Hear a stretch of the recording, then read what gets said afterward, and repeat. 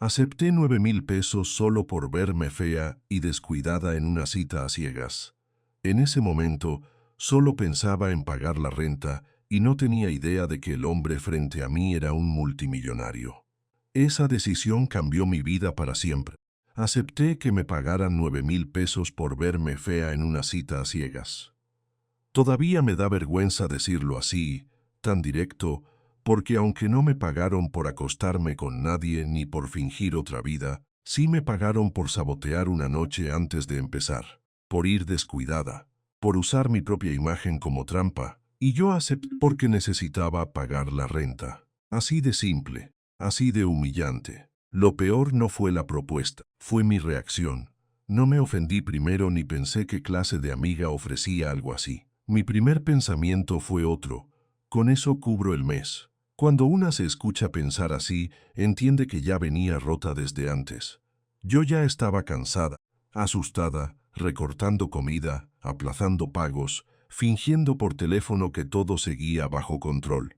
No acepté los 9.000 pesos por maldad, los acepté por desgaste. Y yo no sabía quién estaba del otro lado de la mesa. Eso también me persigue. Porque si hubiera sabido que Gustavo Castillo no era solo un desconocido de una app, sino un millonario, tal vez me habría dado más miedo. O habría salido corriendo. Para mí era apenas un nombre sobrio, una foto seria, una cita al caer la tarde en un rooftop de Polanco y la excusa perfecta para pasar un par de horas lejos de mi departamento. No esperaba romance, ni rescate, ni una lección.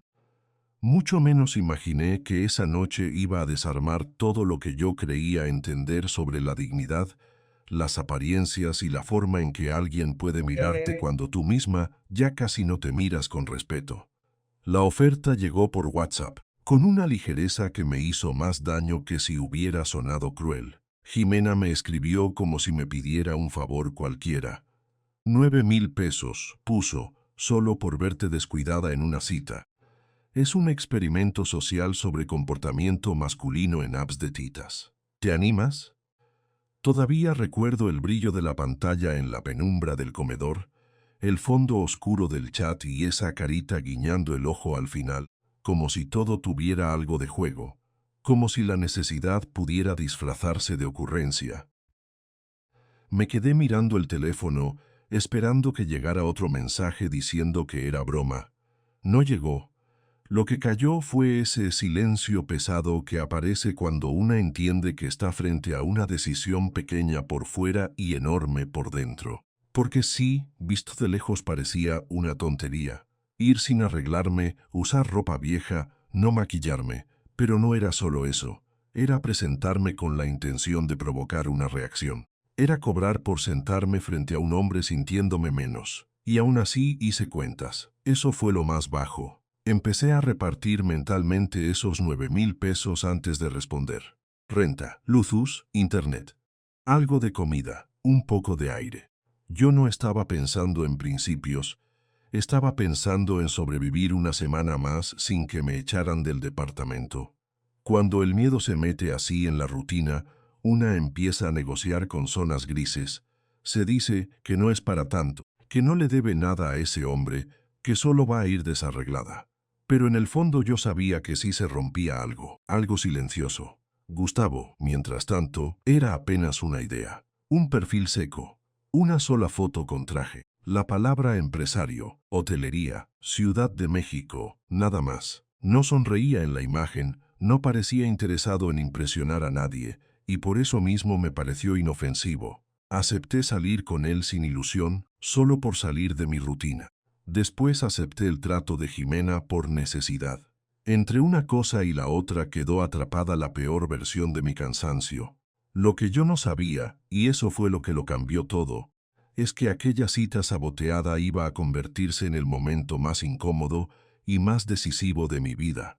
Yo fui preparada para el rechazo, para la decepción en su cara, para confirmar que el mundo funciona como una ya teme. Si no luces bien, no vales el esfuerzo. Fui lista para soportar una hora de incomodidad a cambio de dinero. Lo que encontré fue otra cosa, y por eso me dolió más, porque la crueldad una la espera, hasta se defiende de ella. Lo difícil es encontrarte con una decencia que no habías calculado. Ahí ya no puedes esconderte detrás del cinismo, ni del hambre, ni de las cuentas por pagar. Ahí te ves completa. Lo que hiciste, lo que temiste, lo que vendiste y lo que por suerte todavía no habías terminado de perder. Mi departamento en La Condesa era de esos lugares que en foto todavía podían fingir encanto. Un ventanal angosto, una pared clara, una planta medio seca que yo cambiaba de sitio como si así pudiera salvarla. En la vida real olía a humedad desde la entrada, sobre todo cuando llovía, y en esa temporada casi siempre llovía. La pintura del techo se había inflado en una esquina. La ventana del comedor no cerraba bien y por las noches se metía un frío delgado junto con el ruido de los coches y de la gente que todavía podía cenar afuera. Yo tenía 28 años y llevaba meses diciéndome que era una mala racha. Diseñadora gráfica freelance. Dicho así todavía sonaba decente, como si hubiera una estructura debajo de mí, pero la verdad era otra, una mesa coja, una laptop vieja, recibos sin pagar y café instantáneo. Algunos días me bañaba temprano, me sentaba derechita, mandaba propuestas, corregía tipografías, actualizaba el portafolio y me convencía de que el siguiente cliente sí iba a salir. Luego pasaban los días. Nadie respondía. O respondían para pedir una prueba gratis, o para ofrecer visibilidad. Y la visibilidad, yo ya lo sabía, no paga la renta. La renta era casi 7,000 pesos. La luz rondaba los 900, el internet 400, también atrasado. Mi saldo, cuando por fin me atrevía a verlo, apenas pasaba de 1,000. Ese número se me quedó pegado como una ofensa pequeña y constante. Poco más de 1,000 pesos para sostener una vida en la Ciudad de México. Poco más de 1,000 mientras el casero ya había dejado más de un aviso de desalojo en la puerta y yo los arrancaba rápido, antes de que algún vecino los viera. Había dejado de comprar cosas mínimas. Un café en una cafetería. Un shampoo menos miserable, un labial, una blusa. Hacía semanas que no entraba a uno de esos cafés donde antes trabajaba para sentirme profesional, aunque fuera por una hora. Ahora preparaba café instantáneo en una cafetera vieja que sonaba como si fuera a rendirse conmigo cualquier mañana. A veces la golpeaba suave en un costado para que terminara de pasar el agua. A veces funcionaba. Y la comida empezó a volverse cálculo. Frijoles del bote, pasta, un pan dulce de la tienda de la esquina, no porque quisiera cuidarme, porque no podía elegir. Medía cuánto podía durar lo que quedaba, cuántas comidas podía saltarme sin que me temblaran las manos, cuánto más podía estirar una vida que ya venía demasiado estirada. Eso hace la precariedad. No siempre te rompe de golpe. A veces te va deshilando. Primero dejas de darte gustos. Luego dejas de descansar. Después dejas de contestar llamadas porque no quieres explicar nada.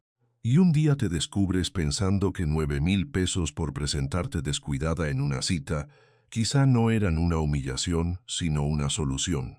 Eso fue lo que más miedo me dio. No la propuesta. La rapidez con la que mi cabeza hizo la cuenta.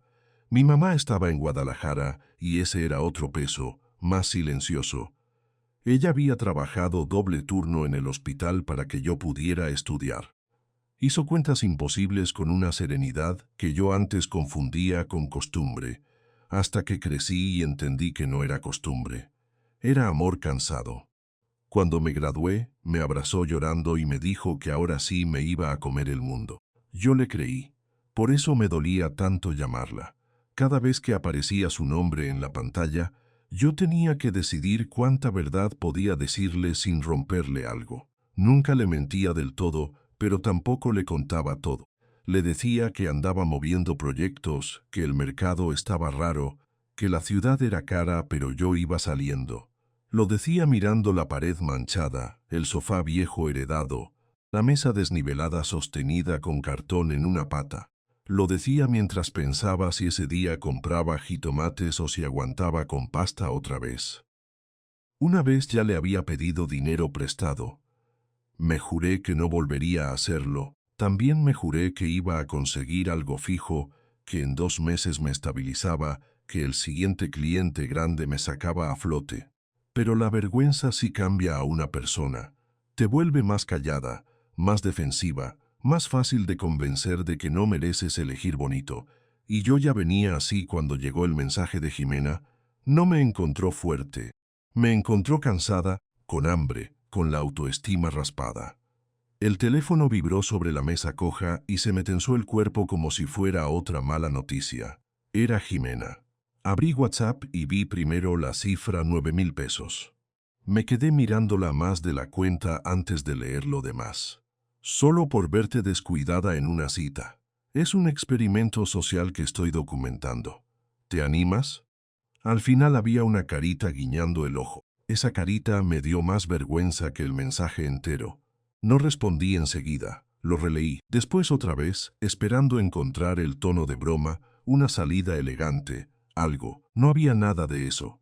Era directo, práctico, casi alegre. Sentí calor en la cara. No fue indignación, no del todo, fue peor. Mi primer pensamiento fue, con eso pago la renta. Y en cuanto lo pensé, me odié un poco. Ahí empezó la grieta. Le escribí, ¿cómo que por verme descuidada? Jimena respondió casi al instante, como siempre hacía cuando ya había decidido la conversación completa. Me mandó varios mensajes seguidos. Que estaba armando un proyecto sobre comportamiento masculino en apps de citas. Que quería observar cómo reaccionaban los hombres cuando una mujer no cumplía la expectativa estética que ellos se habían hecho. Que no tenía nada de turbio, que yo ya tenía esa cita con Gustavo al día siguiente y era perfecto. Solo tenía que ir sin arreglarme. Pants, cabello recogido, cero maquillaje. Observar, recordar, luego contarle todo con lujo de detalle. Lo leí con la mandíbula apretada. Había algo ofensivo en lo fácil que lo decía, como si mi dignidad pudiera volverse utilería de una idea interesante. Y al mismo tiempo, justo por eso era peligroso. Sonaba razonable. No me estaba pidiendo acostarme con nadie ni inventar una tragedia. Solo alterar la primera impresión. Solo usar mi apariencia como herramienta. Ese solo estaba en todos sus mensajes, aunque no lo escribiera así. Yo conocía a Jimena desde hacía 10 años. Habíamos vivido juntas en la universidad, llorado por entregas imposibles, sobrevivido crisis que en su momento parecían el fin del mundo. Era impulsiva, sí, a veces caótica, pero nunca la había sentido cruel. Por eso me desarmó más cuando me dijo que confiaba en mí porque yo observaba bien a la gente, porque no exageraba, porque era honesta. No me estaba buscando por bonita ni por dramática. Me estaba buscando por confiable. ¡Qué ironía! Seguí leyendo mientras la tarde se ponía gris detrás de la ventana. Jimena insistía en que precisamente yo podía hacerlo porque no era superficial, porque mi reacción sería auténtica. Y luego remató con algo más simple, más sucio por verdadero. Además, te caería bien el dinero. Me quedé quieta. Porque sí, me caería bien. Me caería demasiado bien. Abrí la app del banco casi por reflejo. Poco más de 1,000 pesos. Eso era todo. La renta rondaba los 7,000. La luz casi 900. El internet 400 y ya atrasado. Hice la cuenta otra vez, aunque me la sabía de memoria. 9,000 pesos no me salvaban la vida, pero me compraban tiempo. Un mes sin ese ahogo en la garganta cada vez que sonaba una notificación. Un mes de comida menos triste. Un mes para seguir mandando portafolios y correos, como si todavía no estuviera al borde. Cerré la aplicación. Acepté que me pagaran 9,000 pesos por verme fea en una cita a ciegas. Todavía me da vergüenza decirlo así, tan directo, porque aunque no me pagaron por acostarme con nadie ni por fingir otra vida, sí me pagaron por sabotear una noche antes de empezar, por ir descuidada, por usar mi propia imagen como trampa, y yo acepté porque necesitaba pagar la renta. Así de simple, así de humillante. Lo peor no fue la propuesta, fue mi reacción. No me ofendí primero ni pensé qué clase de amiga ofrecía algo así. Mi primer pensamiento fue otro. Con eso cubro el mes. Cuando una se escucha pensar así, entiende que ya venía rota desde antes. Yo ya estaba cansada, asustada, recortando comida, aplazando pagos, fingiendo por teléfono que todo seguía bajo control. No acepté los 9,000 pesos por maldad, los acepté por desgaste. Y yo no sabía quién estaba del otro lado de la mesa. Eso también me persigue. Porque si hubiera sabido que Gustavo Castillo no era solo un desconocido de una app, sino un millonario, tal vez me habría dado más miedo. O habría salido corriendo. Para mí era apenas un nombre sobrio, una foto seria, una cita al caer la tarde en un rooftop de Polanco y la excusa perfecta para pasar un par de horas lejos de mi departamento. No esperaba romance, ni rescate, ni una lección. Mucho menos imaginé que esa noche iba a desarmar todo lo que yo creía entender sobre la dignidad, las apariencias y la forma en que alguien puede mirarte cuando tú misma ya casi no te miras con respeto. La oferta llegó por WhatsApp, con una ligereza que me hizo más daño que si hubiera sonado cruel. Jimena me escribió como si me pidiera un favor cualquiera. 9,000 pesos, puso, solo por verte descuidada en una cita. Es un experimento social sobre comportamiento masculino en apps de citas. ¿Te animas? Todavía recuerdo el brillo de la pantalla en la penumbra del comedor, el fondo oscuro del chat y esa carita guiñando el ojo al final, como si todo tuviera algo de juego, como si la necesidad pudiera disfrazarse de ocurrencia.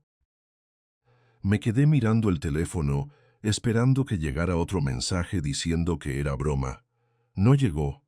Lo que cayó fue ese silencio pesado que aparece cuando una entiende que está frente a una decisión pequeña por fuera y enorme por dentro. Porque sí, visto de lejos parecía una tontería. Ir sin arreglarme, usar ropa vieja, no maquillarme. Pero no era solo eso.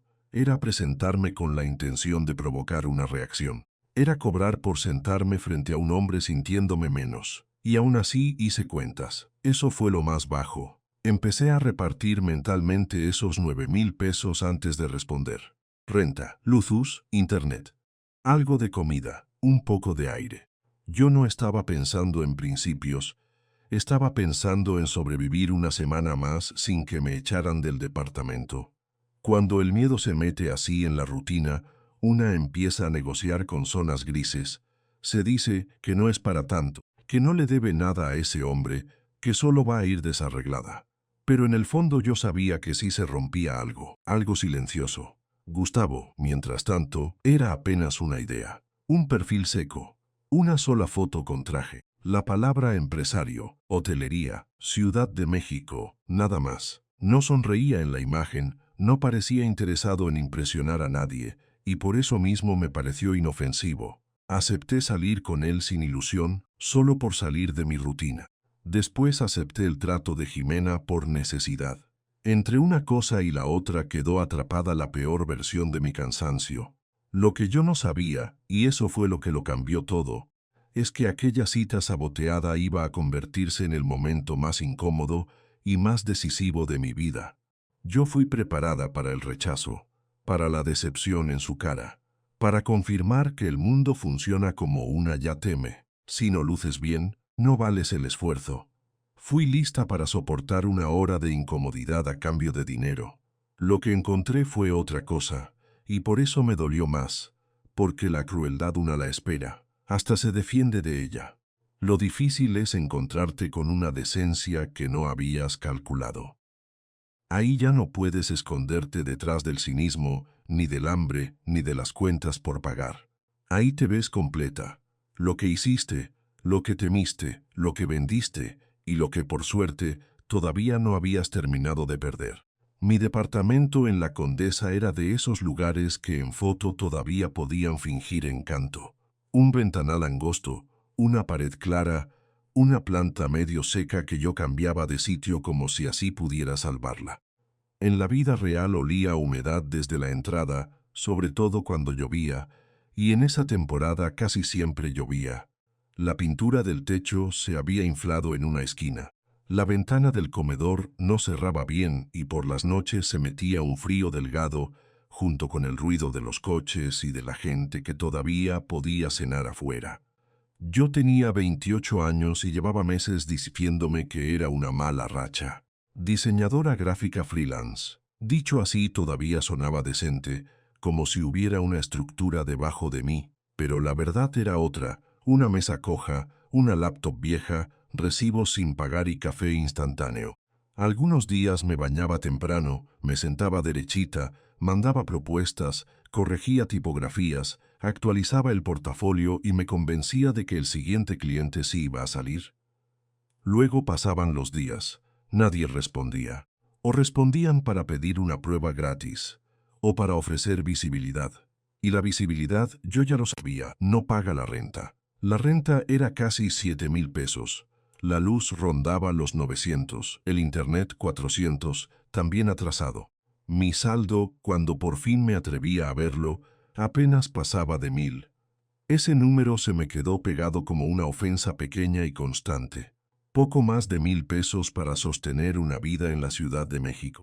Poco más de 1,000 mientras el casero ya había dejado más de un aviso de desalojo en la puerta y yo los arrancaba rápido, antes de que algún vecino los viera. Había dejado de comprar cosas mínimas. Un café en una cafetería. Un shampoo menos miserable, un labial, una blusa. Hacía semanas que no entraba a uno de esos cafés donde antes trabajaba para sentirme profesional, aunque fuera por una hora. Ahora preparaba café instantáneo en una cafetera vieja que sonaba como si fuera a rendirse conmigo cualquier mañana. A veces la golpeaba suave en un costado para que terminara de pasar el agua. A veces funcionaba. Y la comida empezó a volverse cálculo. Frijoles del bote, pasta, un pan dulce de la tienda de la esquina, no porque quisiera cuidarme, porque no podía elegir. Medía cuánto podía durar lo que quedaba, cuántas comidas podía saltarme sin que me temblaran las manos, cuánto más podía estirar una vida que ya venía demasiado estirada. Eso hace la precariedad. No siempre te rompe de golpe. A veces te va deshilando. Primero dejas de darte gustos. Luego dejas de descansar. Después dejas de contestar llamadas porque no quieres explicar nada. Y un día te descubres pensando que 9,000 pesos por presentarte descuidada en una cita quizá no eran una humillación, sino una solución. Eso fue lo que más miedo me dio. No la propuesta. La rapidez con la que mi cabeza hizo la cuenta. Mi mamá estaba en Guadalajara y ese era otro peso, más silencioso. Ella había trabajado doble turno en el hospital para que yo pudiera estudiar. Hizo cuentas imposibles con una serenidad que yo antes confundía con costumbre, hasta que crecí y entendí que no era costumbre. Era amor cansado. Cuando me gradué, me abrazó llorando y me dijo que ahora sí me iba a comer el mundo. Yo le creí. Por eso me dolía tanto llamarla. Cada vez que aparecía su nombre en la pantalla, yo tenía que decidir cuánta verdad podía decirle sin romperle algo. Nunca le mentía del todo, pero tampoco le contaba todo. Le decía que andaba moviendo proyectos, que el mercado estaba raro, que la ciudad era cara pero yo iba saliendo. Lo decía mirando la pared manchada, el sofá viejo heredado, la mesa desnivelada sostenida con cartón en una pata. Lo decía mientras pensaba si ese día compraba jitomates o si aguantaba con pasta otra vez. Una vez ya le había pedido dinero prestado. Me juré que no volvería a hacerlo. También me juré que iba a conseguir algo fijo, que en 2 meses me estabilizaba, que el siguiente cliente grande me sacaba a flote. Pero la vergüenza sí cambia a una persona. Te vuelve más callada, más defensiva, más fácil de convencer de que no mereces elegir bonito. Y yo ya venía así cuando llegó el mensaje de Jimena. No me encontró fuerte. Me encontró cansada, con hambre, con la autoestima raspada. El teléfono vibró sobre la mesa coja y se me tensó el cuerpo como si fuera otra mala noticia. Era Jimena. Abrí WhatsApp y vi primero la cifra 9,000 pesos. Me quedé mirándola más de la cuenta antes de leer lo demás. Solo por verte descuidada en una cita. Es un experimento social que estoy documentando. ¿Te animas? Al final había una carita guiñando el ojo. Esa carita me dio más vergüenza que el mensaje entero. No respondí enseguida. Lo releí. Después otra vez, esperando encontrar el tono de broma, una salida elegante, algo. No había nada de eso. Era directo, práctico, casi alegre. Sentí calor en la cara. No fue indignación, no del todo, fue peor. Mi primer pensamiento fue, con eso pago la renta. Y en cuanto lo pensé, me odié un poco. Ahí empezó la grieta. Le escribí, ¿cómo que por verme descuidada? Jimena respondió casi al instante, como siempre hacía cuando ya había decidido la conversación completa. Me mandó varios mensajes seguidos. Que estaba armando un proyecto sobre comportamiento masculino en apps de citas. Que quería observar cómo reaccionaban los hombres cuando una mujer no cumplía la expectativa estética que ellos se habían hecho. Que no tenía nada de turbio, que yo ya tenía esa cita con Gustavo al día siguiente y era perfecto. Solo tenía que ir sin arreglarme. Pants, cabello recogido, cero maquillaje. Observar, recordar, luego contarle todo con lujo de detalle. Lo leí con la mandíbula apretada. Había algo ofensivo en lo fácil que lo decía, como si mi dignidad pudiera volverse utilería de una idea interesante. Y al mismo tiempo, justo por eso era peligroso. Sonaba razonable. No me estaba pidiendo acostarme con nadie ni inventar una tragedia. Solo alterar la primera impresión. Solo usar mi apariencia como herramienta. Ese solo estaba en todos sus mensajes, aunque no lo escribiera así. Yo conocía a Jimena desde hacía 10 años. Habíamos vivido juntas en la universidad, llorado por entregas imposibles, sobrevivido crisis que en su momento parecían el fin del mundo. Era impulsiva, sí, a veces caótica, pero nunca la había sentido cruel. Por eso me desarmó más cuando me dijo que confiaba en mí porque yo observaba bien a la gente, porque no exageraba, porque era honesta. No me estaba buscando por bonita ni por dramática. Me estaba buscando por confiable. ¡Qué ironía!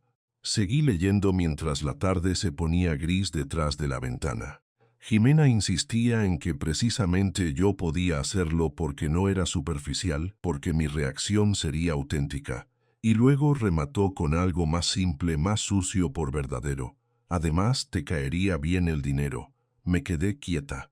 Porque sí, me caería bien. Me caería demasiado bien. Abrí la app del banco casi por reflejo. Poco más de 1,000 pesos.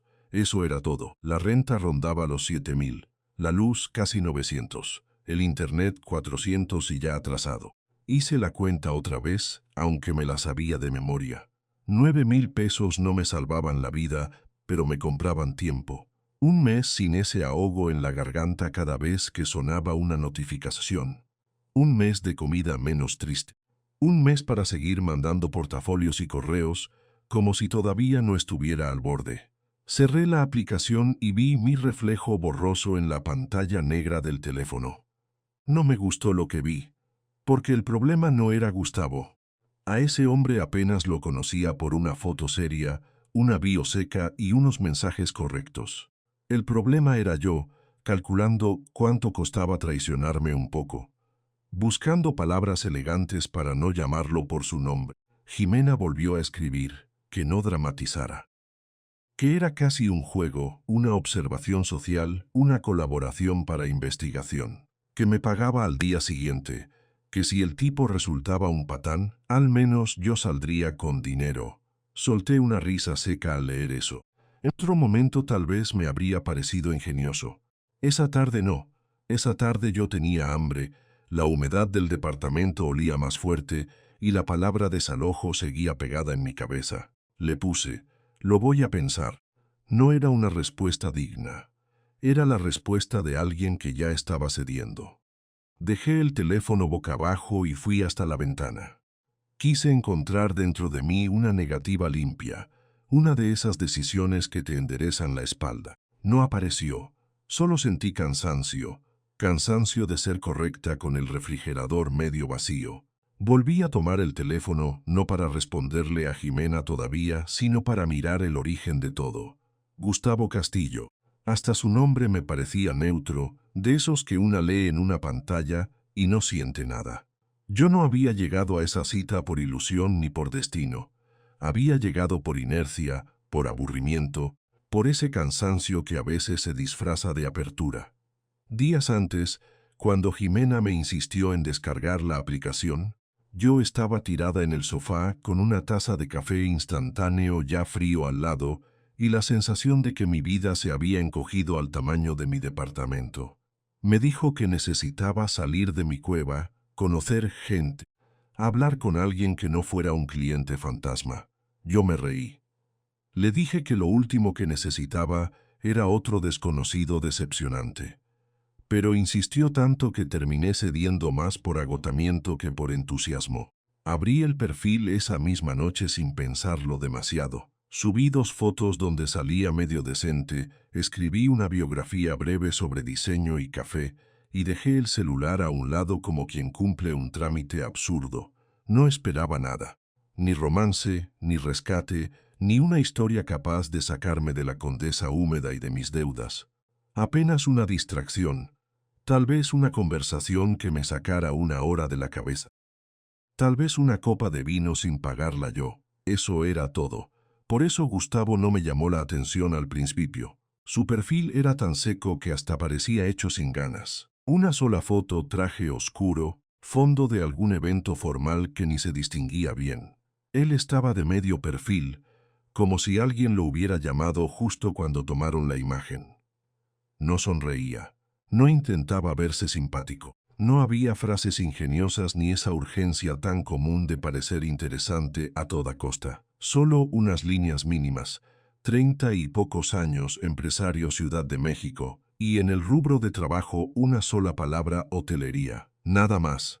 Ni hobbies, ni viajes, ni promesas de aventura. Casi me pareció sospechoso de tan escueto.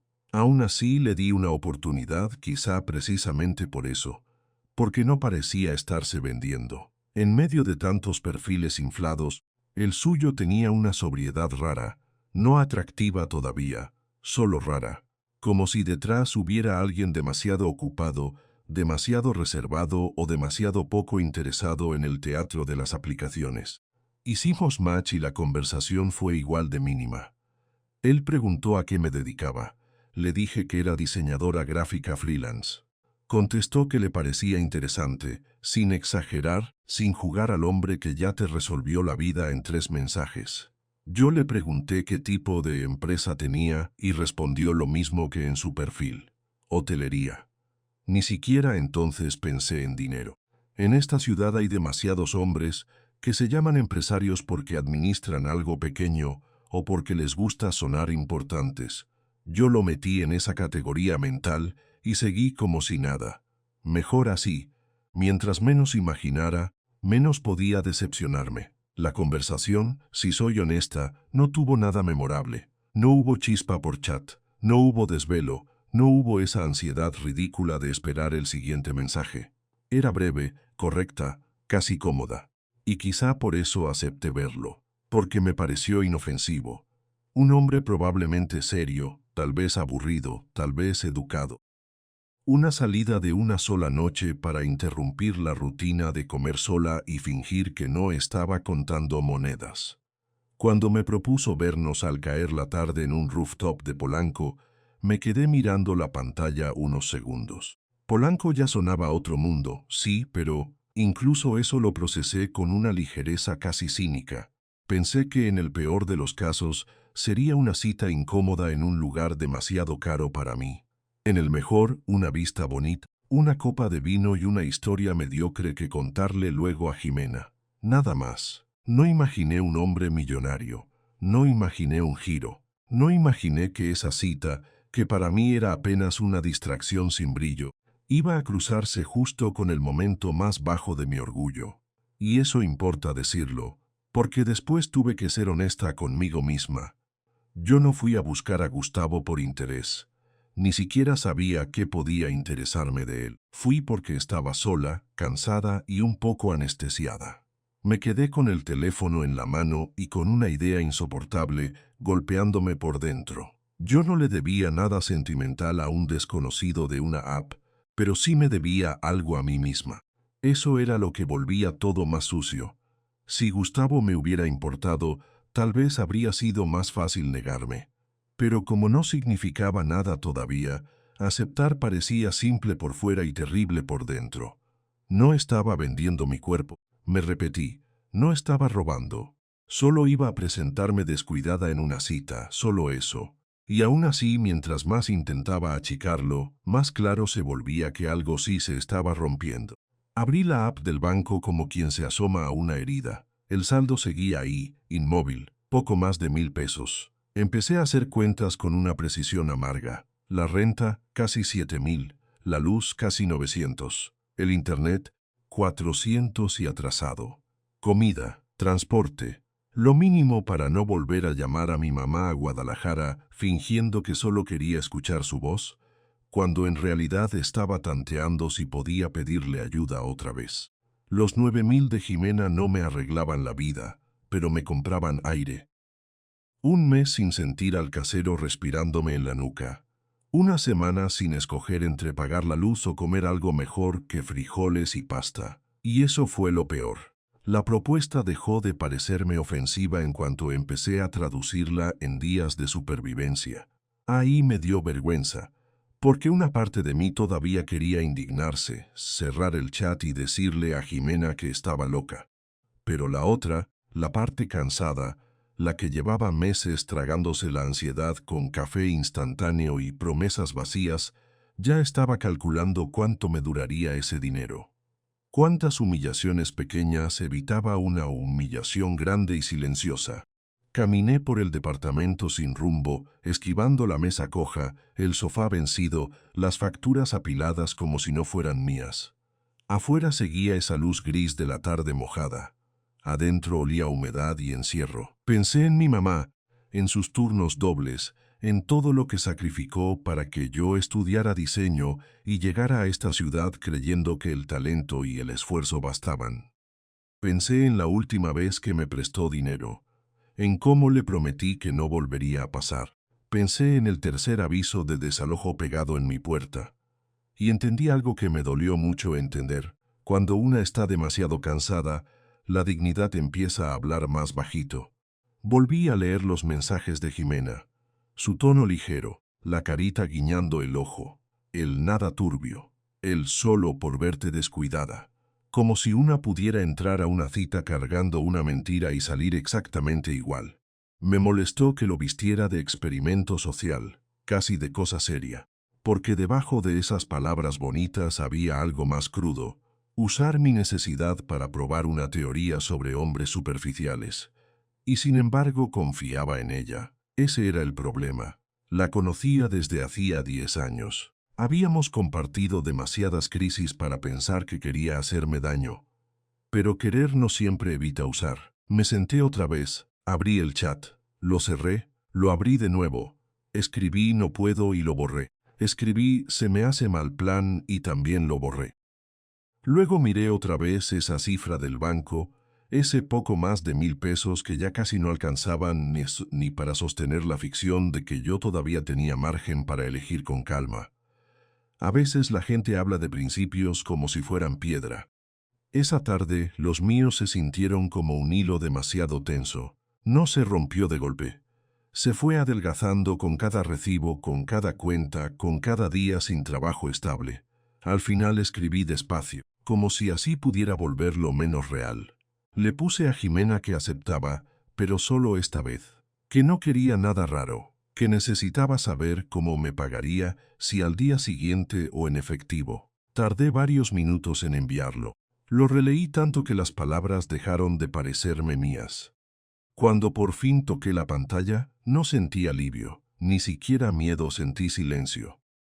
A la mañana siguiente desperté antes de la alarma, como si mi cuerpo supiera que ese día no tocaba descansar, sino aguantar. Abrí los ojos, vi la mancha de humedad sobre el techo y me cayó todo encima otra vez. La cita, los 9,000 pesos, el mensaje de Jimena, mi respuesta. Me quedé inmóvil unos segundos, esperando una salida que ya no existía. Intenté trabajar. Abrí la laptop, moví un par de cosas en un archivo viejo, cambié un color y lo regresé. No podía concentrarme. Cada pocos minutos miraba la hora, como si el tiempo fuera a frenarse por compasión. Afuera sonaba la calle de siempre, motos, voces, una camioneta repartiendo algo. Y me molestó que todo siguiera normal cuando yo sentía que iba a ser algo pequeño, triste y definitivo. Al mediodía cerré la computadora. No había avanzado nada. Comí frijoles fríos, de pie en la cocina, directo del recipiente. Ni siquiera los calenté. El refrigerador zumbaba con ese cansancio de siempre y la cafetera vieja seguía muda porque ya casi no me quedaba café. Tragué despacio más por obligación que por hambre, aunque hambre sí tenía. Mucha. Pensé que, si la cita hubiera sido real para mí, me habría arreglado con ganas, quizá hasta habría puesto música. En cambio estaba ahí, comiendo frijoles fríos para ir a fingir descuido por dinero. Eso fue lo que más me dolió. Me bañé rápido y abrí el closet, que en realidad era apenas una barra con pocas prendas y 2 cajas abajo. A un lado estaba el vestido negro que me habría puesto en cualquier cita normal. Sencillo, bonito, el único que siempre me hacía sentir un poco más compuesta. Ya podía imaginarlo con delineador, botas limpias y el cabello arreglado de verdad. También vi la cajita donde guardaba los aretes de plata de mi papá. Eran discretos, pero cada vez que me los ponía sentía que algo en mí se enderezaba. No los toqué. Saqué los pants grises viejos, vencidos de las rodillas, esos que usaba para quedarme en casa cuando nadie iba a verme. Luego busqué la sudadera beige, antes casi blanca, ahora gastada de tantas lavadas. Tenía una mancha pequeña cerca del puño. Dudé un segundo. Después pensé en la renta, en la luz, en el internet, en mi saldo de poco más de 1000 pesos, y la dejé sobre la cama como si estuviera preparando un uniforme. No era ropa, era una renuncia. Frente al espejo del baño me miré con una atención rara. Tenía ojeras, la piel apagada, la boca reseca. Podía corregir todo eso en 10 minutos. Un poco de bagüe, corrector, rímel, lo normal. Yo sabía arreglarme cuando quería. Sabía cómo suavizar el cansancio y dibujarme una versión más segura. Pero ese día la tarea era otra, parecer una versión descuidada de mí misma sin dejar de ser yo. Y eso me revolvió el estómago, porque significaba usar mi propia vulnerabilidad como vestuario. Me puse los lentes en vez de los lentes de contacto, me recogí el cabello en un chongo rápido, sin cepillarlo bien, cero maquillaje, ni bálsamo en los labios. Cuando terminé, me quedé inmóvil frente al espejo. Parecía que iba a rendirme. Y lo peor era que no me veía ridícula, me veía real, como me había visto tantas veces en ese departamento, cuando el dinero no alcanzaba y no tenía fuerzas ni para fingir que estaba bien. Ahí entendí la crueldad del trato que había aceptado. Jimena no me había pedido un disfraz.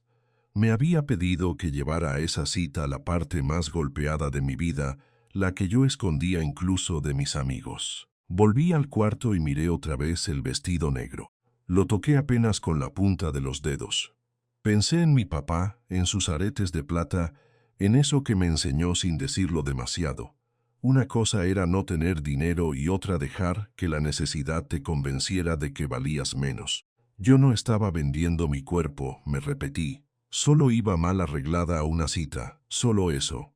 Pero cada vez que intentaba simplificarlo, algo adentro me respondía que no. Era presentarme derrotada a propósito. Salí del departamento con el estómago apretado y la sensación física de estar haciendo algo que no iba a poder deshacer. Cerré la puerta despacio, como si todavía pudiera volver, ponerme el vestido negro, quitarme los lentes y cancelar todo. Pero no lo hice. Bajé las escaleras con la bolsa al hombro, sintiendo la tela vieja de la sudadera en el cuello, y cuando vi en la app que el Uber ya estaba abajo, entendí que la noche ya me había alcanzado. Era un Nissan gris. Me subí en silencio, di las buenas noches casi sin voz y me acomodé atrás sin querer mirarme en la ventana. El coche olía a ambientador de cereza, demasiado dulce, mezclado con vinil caliente y tráfico. Afuera, la Condesa seguía viva como si mi vergüenza no importara. Banquetas húmedas, parejas caminando sin prisa, restaurantes encendidos. Pensé que una sola copa en uno de esos lugares debía costar más de lo que yo había gastado en comida en varios días, y me ardió la cara. Ese era el contraste. No iba rumbo a una oportunidad. Iba rumbo a una prueba donde yo misma había aceptado ser la parte ridícula. Durante el trayecto a Polanco ensayé el desastre una y otra vez. Imaginé a Gustavo levantando la vista al verme entrar. Primero confusión, luego decepción, después esa cortesía fría con la que algunas personas te hacen sentir que sobras sin decirlo. En mi cabeza, todas las versiones terminaban igual. Unos minutos incómodos, una excusa cualquiera, y yo de regreso en otro coche con una historia suficiente para cobrar los 9,000 pesos. Y lo peor era que me estaba preparando para merecerlo. Saqué el celular y releí sus mensajes. Me inquietó otra vez lo sobrios que eran. Nada coqueto, nada invasivo. Solo la dirección del rooftop, la hora, nos vemos al caer la tarde. Me habría resultado más fácil despreciarlo si hubiera parecido presumido, uno de esos hombres que convierten una cita en escaparate. Pero no tenía de dónde agarrarme, así que llené el vacío con miedo. El tráfico se espesó al acercarnos a Polanco. Luces rojas, motos entre carriles, fachadas cada vez más limpias, más frías, más caras. Yo veía cambiar la ciudad desde la ventanilla y sentía que también cambiaba mi tamaño adentro de ella. En la Condesa todavía podía fingir pertenencia, en Polanco, no. Ahí todo parecía diseñado para recordarle a una mujer como yo cuánto se nota cuando entra fuera de código. Me acomodé el chongo con una mano. Inútil. Seguía viéndome como alguien que había salido corriendo a la tienda. No como alguien que iba a una cita. Los lentes me endurecían la cara. La sudadera beige, que alguna vez fue blanca, tenía las mangas gastadas. Miré mis pants grises y pensé en el vestido negro guardado en el closet, en los aretes de plata de mi papá, en la versión de mí que se había quedado encerrada en el departamento. Esa era la que habría querido llevar. No esta mujer cansada que iba calculando si una humillación bien administrada podía comprarle un mes más de vida. Cuando el coche se detuvo, lo primero que vi fue la fachada de vidrio. Limpia, alta, impecable. Sentí un impulso absurdo de pedirle al conductor que siguiera de largo, que me dejara en cualquier otro lado. Pero la AP ya marcaba llegada y él ya me estaba diciendo, amable, que era ahí. Bajé con las piernas raras. El aire de la noche estaba más fresco en esa zona y me pegó de golpe. Había luz tibia en la entrada, cristales, metal, gente vestida con esa elegancia sin esfuerzo que siempre me ha parecido una forma de poder. Yo, en cambio, llevaba mi pobreza encima, aunque no fuera literal. Se nota. En cómo una aprieta la bolsa contra el cuerpo. En cómo duda antes de acercarse a una puerta. El portero me vio desde antes de que yo llegara. No dijo nada ofensivo. No hacía falta. Fue esa mirada rápida, entrenada, que mide y clasifica en segundos. Bajó a mis tenis, subió a la sudadera, se detuvo apenas en mi cara. Quizá ni siquiera fue desprecio abierto. A veces basta con sospechar que no encajas para humillarte sola. Tragué saliva. Apreté la correa de mi bolsa y entré al elevador con la sensación de que iba subiendo hacia un lugar donde yo misma ya me había condenado. El espejo del fondo me devolvió la imagen completa. Los pants grises vencidos en las rodillas, la sudadera beige con la mancha junto al puño, el chongo mal hecho, los lentes que solo usaba cuando quería esconderme. Esa no era mi versión más verdadera, era la que había decidido vender. Mientras subía piso tras piso, pensé que ojalá Gustavo fuera exactamente el tipo de hombre superficial que Jimena esperaba. Que me viera, entendiera el mensaje y se fuera rápido. Habría sido más fácil. Cuando se abrieron las puertas del rooftop, me golpeó el aire frío y el olor mezclado de perfume caro, copas recién servidas y madera pulida. Abajo, la ciudad ya estaba encendiendo sus luces. Arriba, todo tenía esa elegancia que parece casual, pero cuesta dinero. Descanso y tiempo. Yo no tenía ninguna de las tres cosas. Me detuve apenas un segundo, buscando al hombre de la foto, preparándome para ver en su cara esa mueca pequeña con la que la gente decide si vales el esfuerzo. Lo encontré junto a una mesa cerca del ventanal, y me preparé para el golpe. No era guapo de una manera escandalosa, era peor para mis defensas, sobrio, tranquilo, real. Llevaba una camisa oscura bien cortada y un saco que seguramente costaba más que todo mi closet, pero no había nada presumido en él. Cuando nuestras miradas se cruzaron, vi el reconocimiento inmediato, la comparación inevitable entre la foto del perfil y la mujer que acababa de llegar. También vi una sorpresa breve. Lo que no vi fue burla, ni fastidio. Se acercó antes de que yo decidiera si huir. Livia dijo, con una voz baja, serena. Asentí. Sí, perdón, yo. Ni siquiera sabía qué iba a decir. ¿Perdón por verme así? ¿Perdón por haber llegado a ese lugar con ropa de derrota? Pero él no me dejó caer. Qué bueno que llegaste. ¿Subiste bien? Esa pregunta tan simple me descolocó más que cualquier rechazo. No tenía filo, no estaba hecha para exhibirme. Solo me estaba preguntando si había llegado bien, como si yo fuera una mujer normal en una cita normal. Sí, mentí, sin problema. Todo en mí estaba mintiendo esa noche, hasta la forma en que sostenía los hombros. Gustavo apartó la silla para que me sentara. El gesto me tensó, no por la cortesía, sino porque cuando una llega esperando desprecio, cualquier consideración parece sospechosa. Me senté rígida, con las manos escondidas sobre las piernas, segura de que en cualquier momento aparecería la mueca, el comentario, la salida elegante para cancelar aquello. En vez de eso, me preguntó si tenía frío. Negué demasiado rápido. Sí tenía, mucho, pero también tenía orgullo, y el orgullo de una mujer arrinconada a veces se aferra a tonterías. Gustavo hizo una seña discreta a un mesero y pidió que acercaran el calentador. Nada teatral, nada de hombre que necesita exhibir poder. Solo corrigió una incomodidad sin volverla espectáculo. Yo seguía esperando la trampa, siempre la esperaba. «Tu día estuvo pesado, ¿no?», preguntó después. La pregunta me pinchó por dentro. Sí, mi día había sido pesado, mi semana, mi mes, mi vida entera si quería exagerar un poco. Pero no podía decirle eso a un desconocido en los primeros minutos de una cita saboteada. «Más o menos», murmuré. Él asintió como si entendiera que eso no era una respuesta sino una pared. Y no intentó derribarla.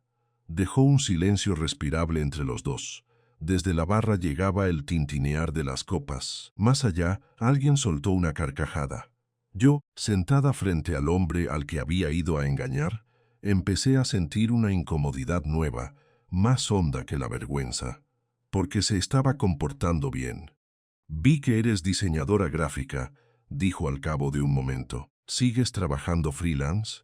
No había juicio en su tono ni esa admiración falsa que algunos usan con los trabajos creativos. Me estaba preguntando de verdad. «Sí. Bueno, sí, freelance». Mi voz salió apagada. Él lo notó, pero no me dejó en evidencia. «Debe ser difícil a veces», dijo. Difícil era una palabra amable para el desastre que era mi vida. Aún así, no sonó a lástima. «Depende de la temporada», respondí. «Claro, solo eso, claro», sin pedirme explicaciones, sin hablar encima de mí. Y ahí empezó a romperse el guión que yo llevaba armado. Un hombre cruel habría aprovechado mi incomodidad. Uno superficial habría mirado el reloj. Él hizo lo contrario de lo que yo esperaba. Me preguntó si prefería sentarme del lado donde corría menos aire. Movió apenas la silla para ahorrarme la torpeza y me pasó la carta como si mi sudadera beige manchada y mis pants grises no desentonaran con nada. Como si yo no fuera un error en ese rooftop pulido, entre copas finas, mesas impecables y una vista de Polanco hecha para gente que no cuenta monedas antes de salir de casa.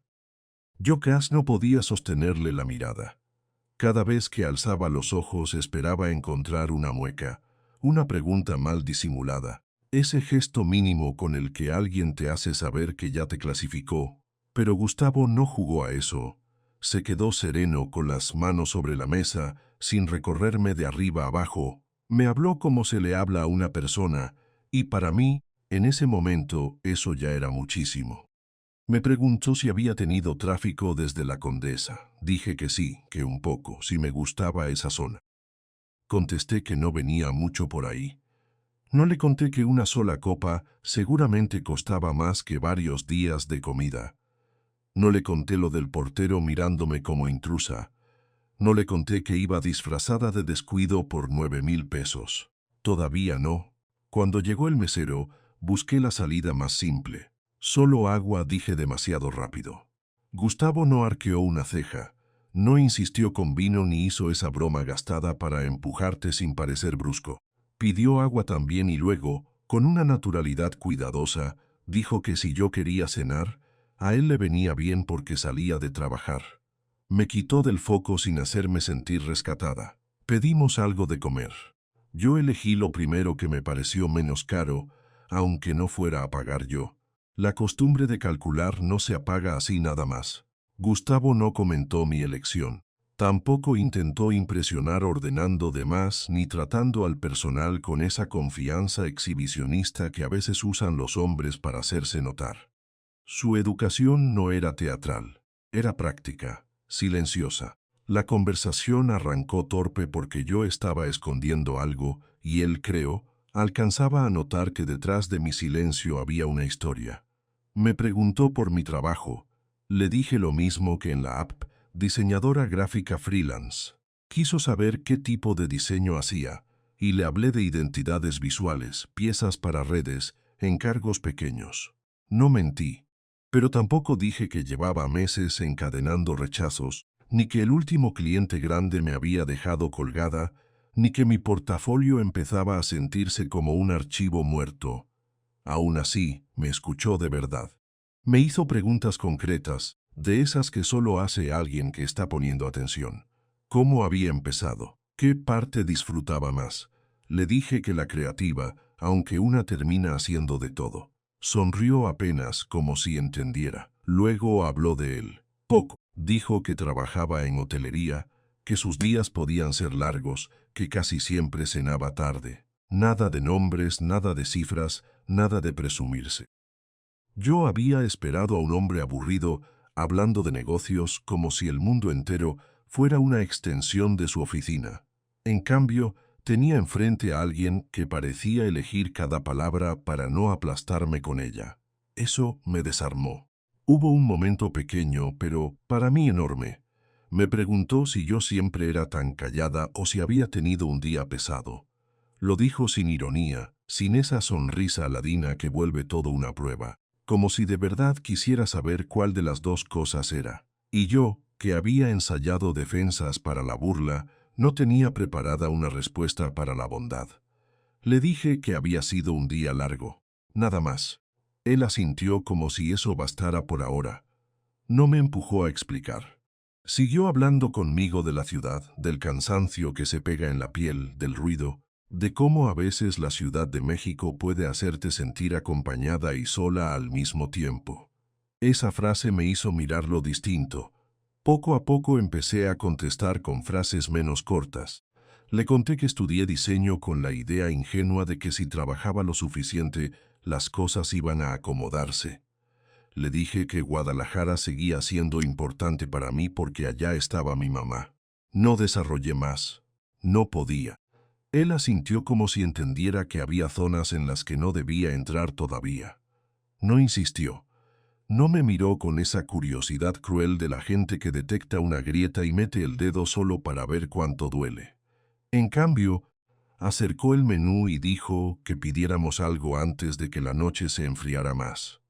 Lo dijo con una naturalidad tan simple que por un segundo olvidé dónde estaba, cómo iba vestida y por qué había aceptado aquella farsa. Pero el cuerpo no olvida. Cuando llegó la comida, el olor tibio me golpeó con una fuerza casi humillante. Sentí abrirse ese vacío feroz bajo las costillas. Yo había comido frijoles fríos horas antes y café instantáneo aguado, nada más. En mi departamento esa hambre ya era una compañía silenciosa, algo que empujaba al fondo para poder mandar correos y fingir que seguía siendo funcional.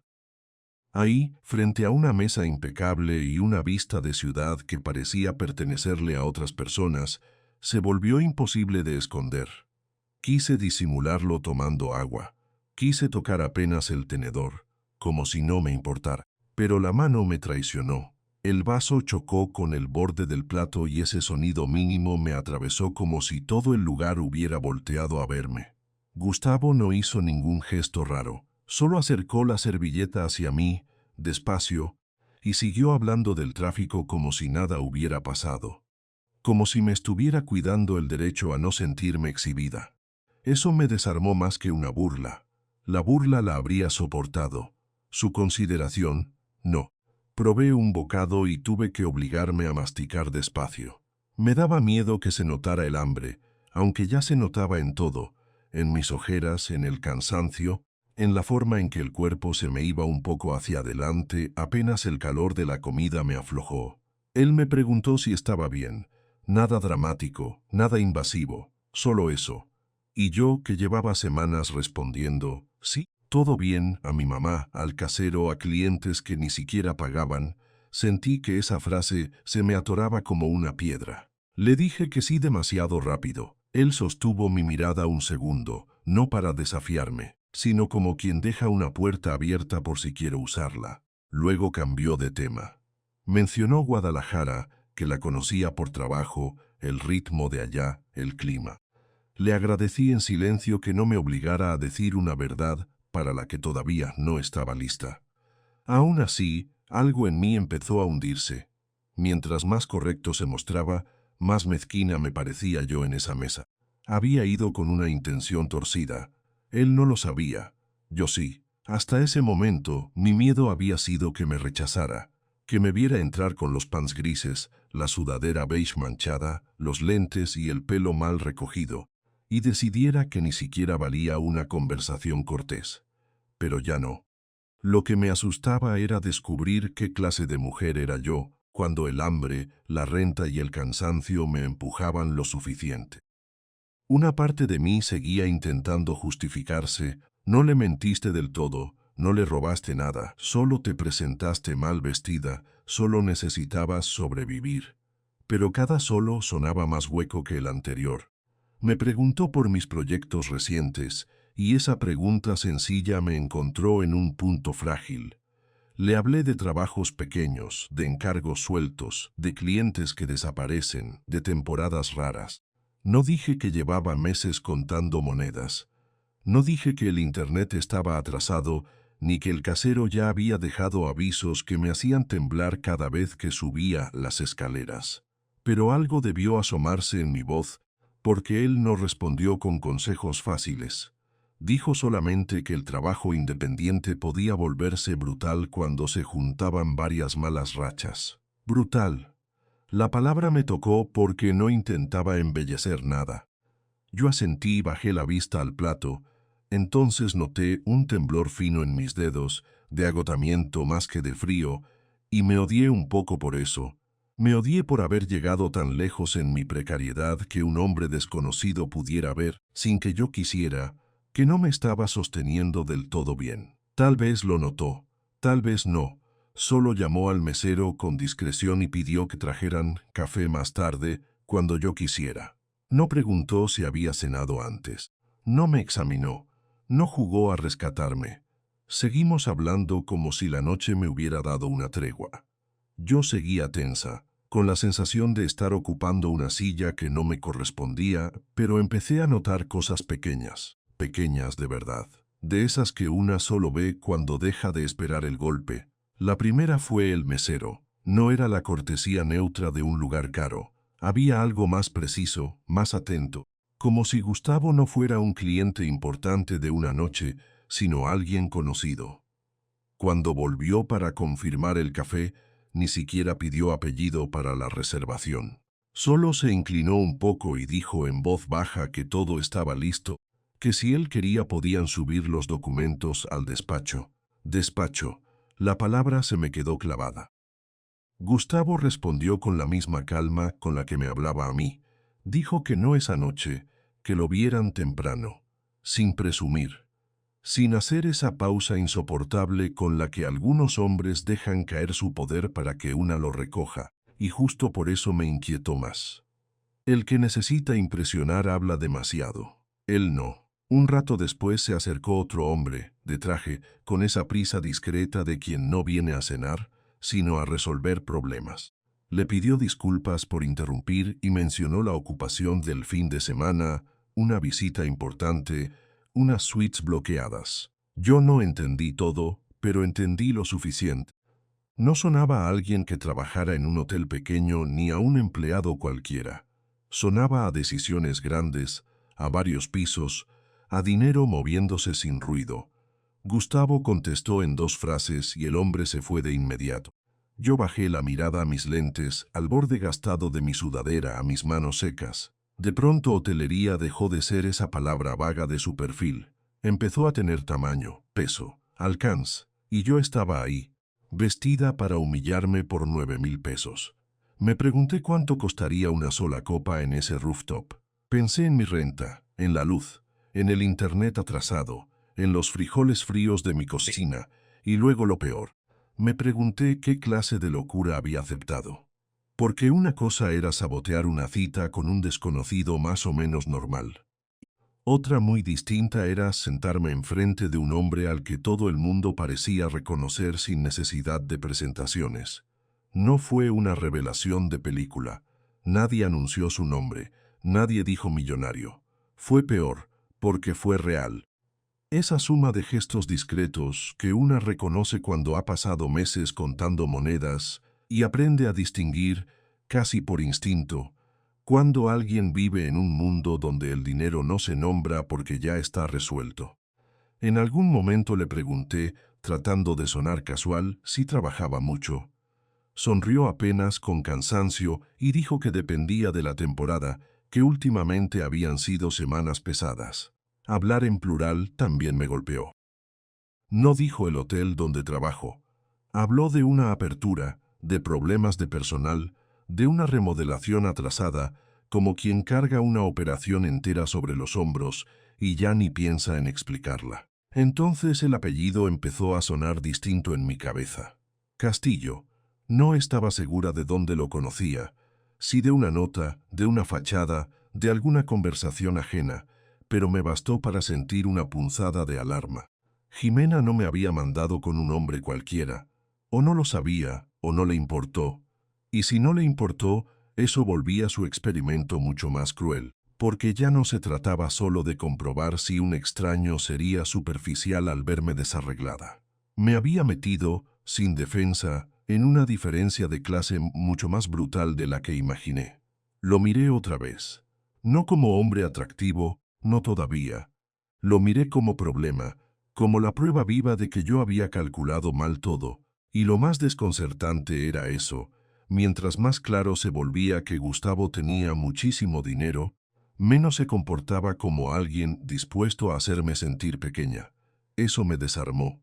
Si hubiera sido grosero, si me hubiera mirado con lástima o con esa superioridad limpia de los hombres que creen que el dinero les da permiso de clasificar personas, yo habría sabido qué hacer. Habría endurecido la voz. Habría terminado la cena. Habría convertido todo en un mal rato rentable. Pero no. Salí del rooftop con una sensación rara en el pecho, como si hubiera entrado preparada para recibir un golpe y, en vez de eso, me hubieran dejado una pregunta. El aire de la noche en Polanco estaba frío, limpio, demasiado distinto al calor atrapado de mi departamento en la Condesa. Antes de pedir el Uber me vi en el reflejo de una vitrina, pants grises, sudadera beige manchada, chongo mal hecho, lentes. Seguía viéndome como alguien que había ido a fracasar a propósito. Lo insoportable era que Gustavo no me había tratado así ni un segundo. El teléfono vibró casi de inmediato. Jimena. Tenía 3 mensajes seguidos. Y no me dejes así. Quiero todo con lujo de detalle, Liv. Me quedé mirando la pantalla mientras el portero cerraba la puerta de cristal a mis espaldas y un coche dejaba un brillo rápido sobre la banqueta mojada. Yo sabía que esperaba ella, que le dijera que Gustavo me había visto con decepción, que había puesto una cara imposible de disimular, que había confirmado el guión. Eso volvía útil el experimento. Eso justificaba los 9,000 pesos. Pero yo no tenía eso. Me subí al Nissan gris que olía a cereza artificial, saludé por costumbre y apoyé un segundo la frente en la ventana fría. La ciudad corría en luces rojas y amarillas, y yo seguía repasando cosas pequeñas, demasiado pequeñas para explicarlas sin que sonaran importantes. La forma en que él esperó a que me sentara, la manera en que me habló de frente, el cuidado con que hizo preguntas sin invadirme, como si hubiera notado que yo estaba sosteniéndome con hilos. Nada de eso cabía en el reporte que Jimena quería. No tardó ni 2 minutos. No ahorita, ¿qué hizo cuando te vio? Sentí un cansancio espeso, no solo físico, moral. Porque esa pregunta, así de directa, me obligó a mirar la propuesta sin adornos. No era observar comportamiento masculino, era provocar una reacción, tender una trampa. Y yo había sido la carnada. Los 3 puntitos aparecieron enseguida. ¿Amable de verdad o amable incómodo? Bueno, algo tuvo que notarse. ¿Te vio feo? ¿Se quiso ir rápido? ¿Te trató distinto que en el chat? El chofer frenó en un semáforo y en la radio sonaba música bajita, casi un murmullo.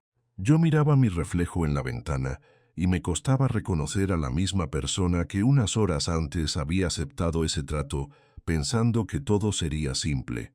Vas, te humillas un poco, confirmas que el mundo es cruel, cobras y sobrevives otro mes. En teoría sonaba limpio.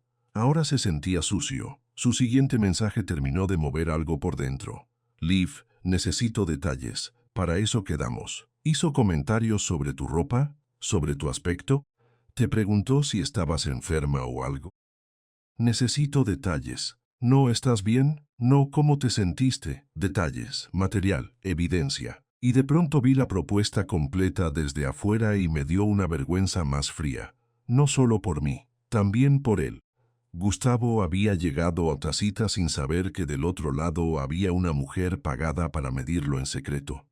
Le mandé una nota de voz. Le dije que la cena había estado tranquila, que él se había portado bien, que no tenía una historia escandalosa para contarle. Ella respondió por audio, con esa energía suya medio nerviosa, medio filosa cuando algo no salía como quería. Bueno, pero obsérvalo mejor. A veces esos tipos saben disimular. O sea, no me vas a decir que un empresario de Polanco no reaccionó internamente. Algo pensó. Justo de eso va el experimento, de detectar las microseñales. Esos tipos. La frase me raspó, porque sí, yo también había ido cargada de prejuicios. Pero oírselo a ella así tan fácil me hizo notar otra cosa. No quería saber qué había pasado. Quería que lo ocurrido confirmara una idea previa. Quería reducirme a mí a una apariencia descuidada y a él a una caricatura de hombre rico superficial. Luego remató: no te me vayas a poner sentimental por una cita, Livia. Acuérdate del trato. Mañana te pago los 9,000, pero necesito el reporte completo. Eso me dolió más de lo que esperaba. No sonó a amenaza, sonó peor, a trámite, como si yo fuera una colaboradora que estaba fallando en entregar material y no una amiga regresando confundida de una noche que ya no sabía cómo nombrar. Guardé el teléfono y miré por la ventana. Me quedé un rato inmóvil, con la ciudad apagándose detrás del vidrio y el teléfono caliente en la mano. Tenía que cobrar esos 9,000 pesos. Eso no había cambiado. La renta seguía vencida, la luz seguía por cortarse, el internet seguía siendo una herramienta que ya casi no podía pagar. Mi hambre no se volvió menos real porque Gustavo hubiera sido amable conmigo. Pero el dinero dejó de parecer salvación. Empezó a parecerse a una prueba. La evidencia de que yo había aceptado degradarme por necesidad y de que el hombre al otro lado de esa trampa no había hecho nada para merecerla. Dormí mal, casi nada. Me acosté un rato con la ropa puesta. Luego me obligué a quitarme la sudadera beige, a lavarme la cara y a dejar el celular boca abajo sobre la mesa coja del comedor, como si no verlo fuera a volver menos urgente todo. No sirvió. En la oscuridad del departamento regresó cada gesto de la noche con una claridad insoportable. La forma en que Gustavo se levantó cuando me vio llegar, la ausencia total de burla en sus ojos, la manera en que sostuvo la conversación sin exhibirme. Yo había ido preparada para detectar desprecio. Hasta me habría convenido encontrarlo, porque así podía sentirme víctima y no cómplice. Pero me encontré con respeto, y eso me dejó sin defensa. A las 6 y algo de la mañana ya estaba despierta, mirando el techo manchado de humedad. Afuera empezaban los ruidos de siempre en la Condesa. Fui a la cocina estrecha, puse agua a calentar y dejé que la cafetera vieja hiciera su ruido de agonía. Abrí la app del banco. Poco más de 1000 pesos. Lo mismo de siempre, pero esa mañana me golpeó distinto. Yo necesitaba esos 9000 de verdad, para seguir respirando una semana más sin que todo se me viniera encima. Y aún así, en vez de alivio sentí vergüenza. Una vergüenza seca, de las que no te hacen llorar enseguida, solo te encogen por dentro. A las 8 me escribió Jimena. ¿Sigues viva? Necesito todo. Reacciones, frases, cara al verte, cuánto aguantó, si pidió la cuenta rápido, todo. Leí el mensaje varias veces. Había entusiasmo, sí, pero también algo frío. Como si Gustavo no hubiera sido una persona sino una muestra.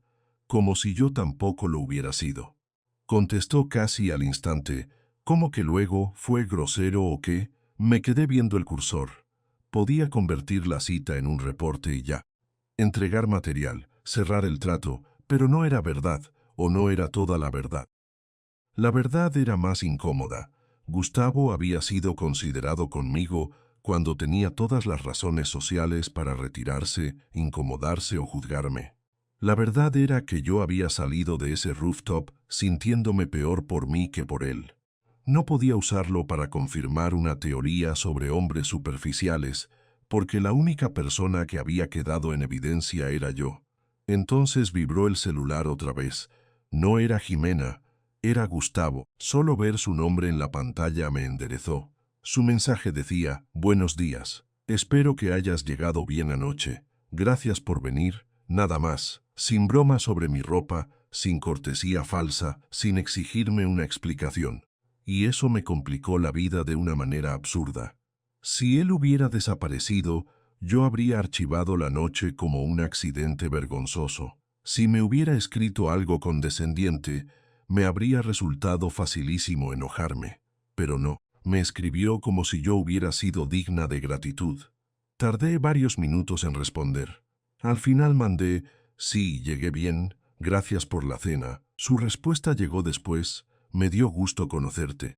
Me quedé sentada en la orilla de la cama, con el teléfono entre las manos y los pants grises tirados en el piso como si pertenecieran a otra mujer, no a una peor, a una desesperada.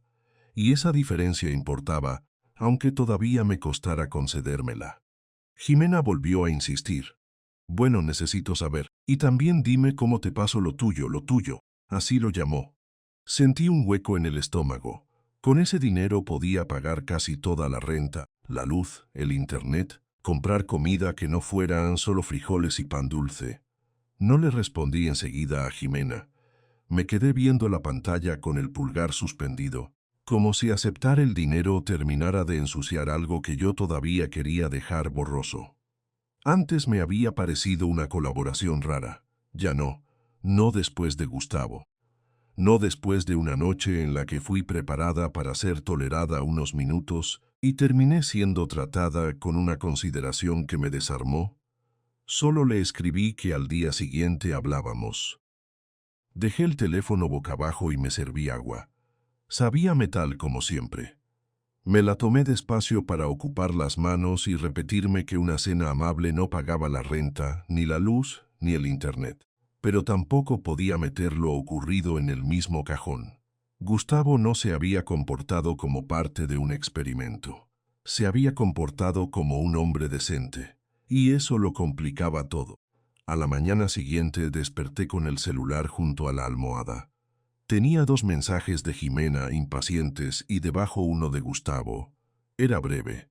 Me preguntaba si había llegado bien a casa y si me sentía mejor, porque la noche anterior me había visto cansada. Nada más. Ningún coqueteo fácil, ninguna frase ensayada. Solo eso, si llegué bien, si me sentía mejor. Me senté de golpe en la cama. En el rooftop todavía podía decirme que su amabilidad había sido simple cortesía, una forma elegante de no exhibirme. Pero ese mensaje no tenía público, y por eso pesaba más. Tardé demasiado en contestar. Al final le puse que sí, que había llegado bien, y gracias por preguntar. Luego, casi sin querer, Agregué que esperaba no haberle arruinado la noche. Apenas lo envié, me arrepentí. Sentí el corazón acelerado por algo que ya no parecía una tontería. Su respuesta llegó poco después. Dijo que no había arruinado nada y que, si yo quería, podíamos vernos otra vez esa semana. Un café, algo sencillo, sin presión. Leí esas dos palabras varias veces y, para mi propia vergüenza, desconfié. Pensé que quizás sentía lástima, que había notado demasiado. La ropa vieja, el cansancio, el hambre mal disimulada. También pensé algo peor para mi orgullo, que yo le resultara una curiosidad, la mujer fuera de lugar en un rooftop de Polanco. Los hombres con dinero, me dije, también podían aburrirse de formas muy elegantes. Aún así, no le dije que no. Le respondí que esa semana estaba complicada, lo cual era verdad, y él contestó que entendía. Después propuso vernos cerca de la Condesa, donde a mí me quedara cómodo. Ese detalle me detuvo. No estaba imponiendo su mundo otra vez. Me estaba dejando espacio. Acepté verlo 2 días después, por la tarde, en una cafetería pequeña que yo conocía bien. Mesas apretadas, ruido de platos, vapor de espresso mezclado con conversaciones ajenas. En cuanto mandé el mensaje sentí una punzada de arrepentimiento.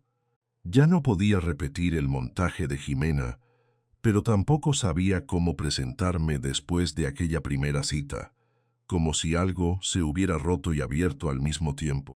Esos 2 días trabajé poco. Revisé correos vacíos, mandé propuestas que nadie contestó y miré el teléfono más de la cuenta.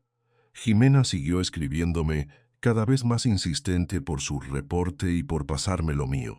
Yo le dije que luego hablábamos, porque el problema ya no era solo el dinero. El problema era que Gustavo ya no era una figura abstracta. Ya tenía voz, pausas, una manera tranquila de mirarme sin hacerme sentir examinada. El día del café abrí el closet con una sensación distinta. No quería impresionarlo, tampoco castigarme. Elegí ropa sencilla, limpia, la mejor versión posible de mi realidad sin disfrazarla. Frente al espejo entendí algo incómodo. Me importaba su opinión. Y me importaba porque, por primera vez en mucho tiempo, sentía que podía ser una opinión sin crueldad. Llegué antes que él. Pedí café más barato y me senté junto a la ventana, viendo la banqueta húmeda y a la gente pasar con prisa.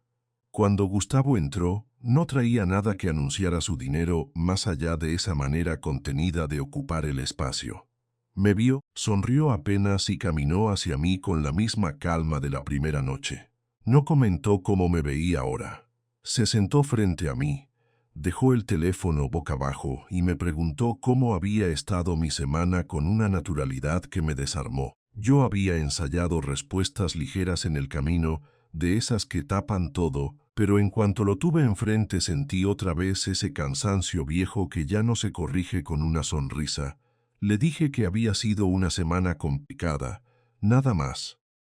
Él asintió como si supiera que esa frase a veces es una puerta y a veces una pared, y no intentó forzar nada.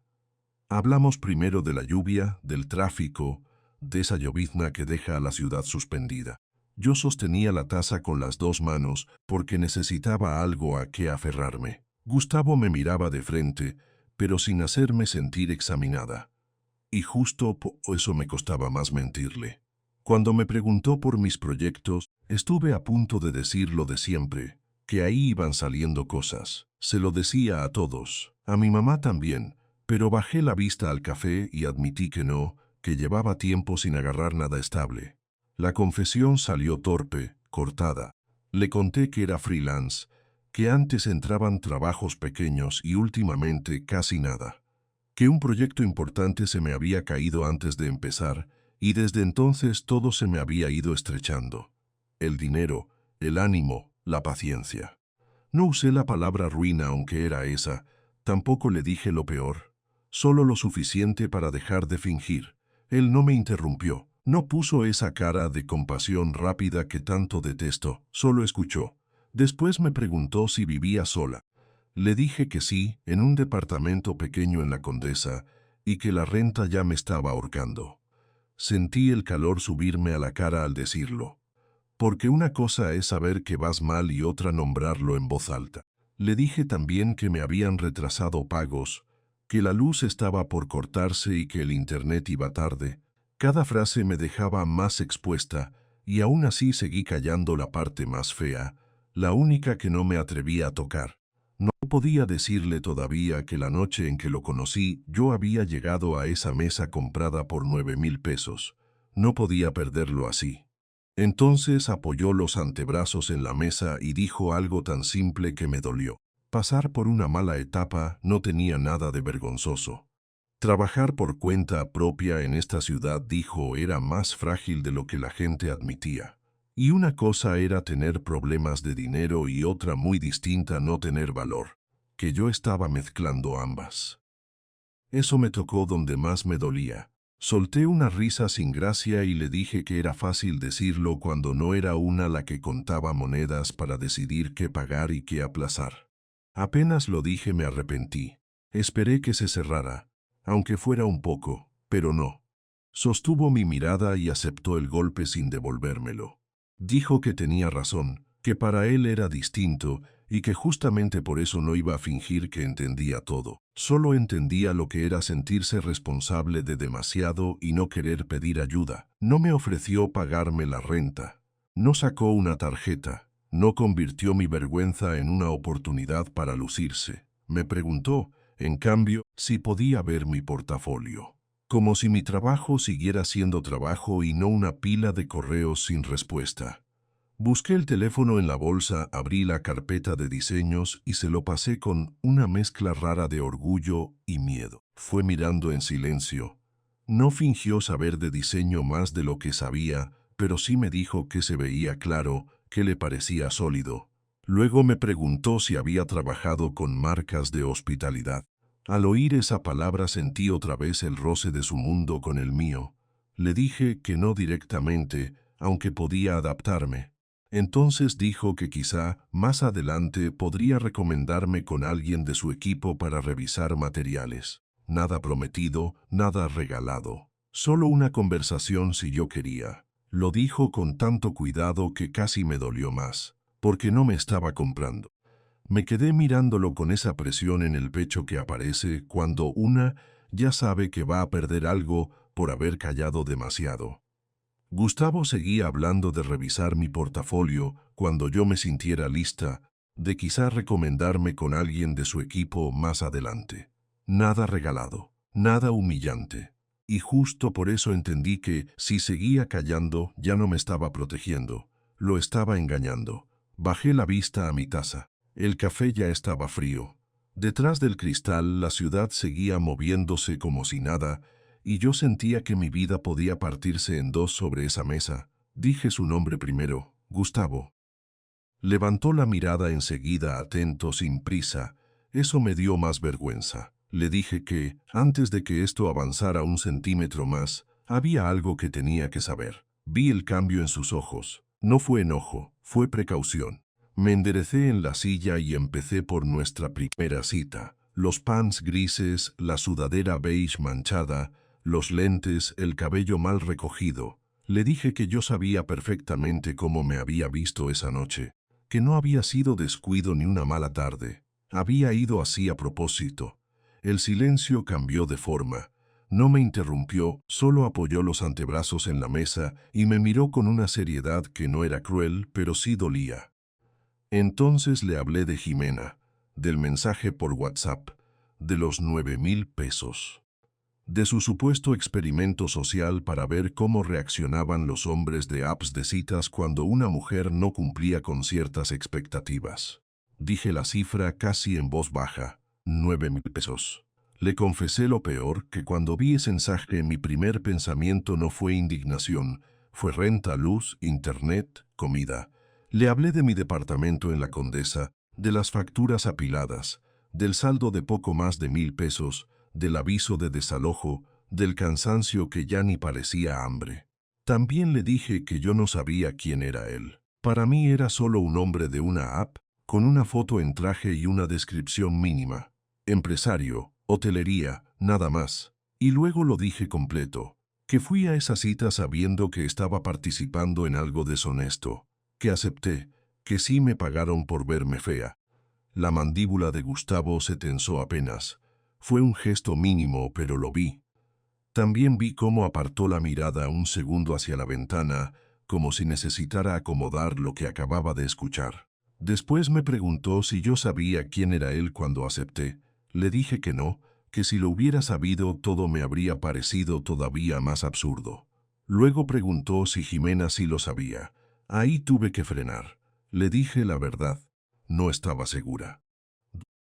Que ella me habló del experimento antes de que yo entendiera con quién había salido, pero que después insistió demasiado en los detalles, demasiado pronto, y yo misma empecé a sospechar que había algo más. No una conspiración. Algo más común y más feo. Oportunismo. Usarme a mí porque yo estaba quebrada y era fácil convencerme. Gustavo respiró hondo y se pasó una mano por la nuca. Cuando volvió a mirarme ya no había solo sorpresa, había herida. Me dijo que ahora entendía muchas cosas de aquella noche. Mi rigidez, mi desconfianza, la forma en que parecía esperar lo peor de él. Y luego preguntó, muy tranquilo, ¿qué parte de lo que vino después había sido cierta? Esa pregunta me atravesó. Le dije que, después de esa primera noche, nada fue actuación, que la culpa empezó a comerme desde la cena misma, desde el momento en que él me trató con una dignidad que yo no había tenido conmigo, que cada mensaje suyo, cada café, cada conversación, me volvió más cobarde para confesar y más incapaz de seguir mintiendo. Si me hubiera parecido un hombre superficial, todo habría sido fácil. Habría cobrado, me habría ido y ya. Pero pasó lo contrario. La voz se me rompió al decirle que entendía si no quería volver a verme.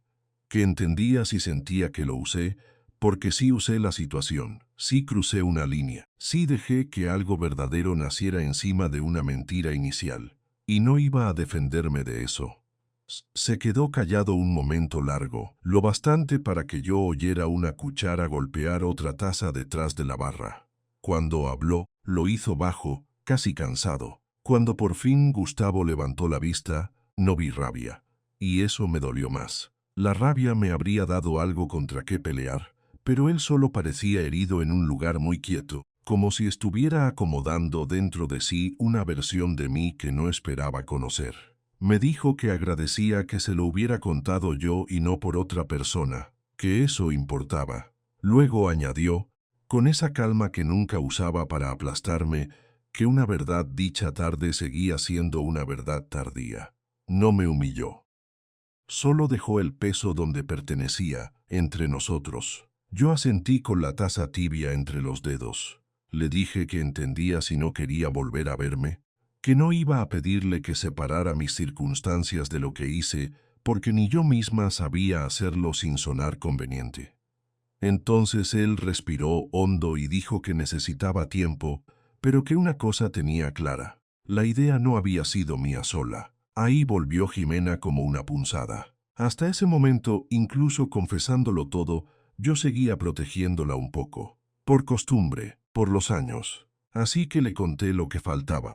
Que ella me buscó con la propuesta, que lo llamó experimento social, que insistió, pidió detalles y habló de comportamiento masculino como si las personas fueran material de laboratorio. No la convertí en monstruo porque no lo era. Y quizá eso era lo peor.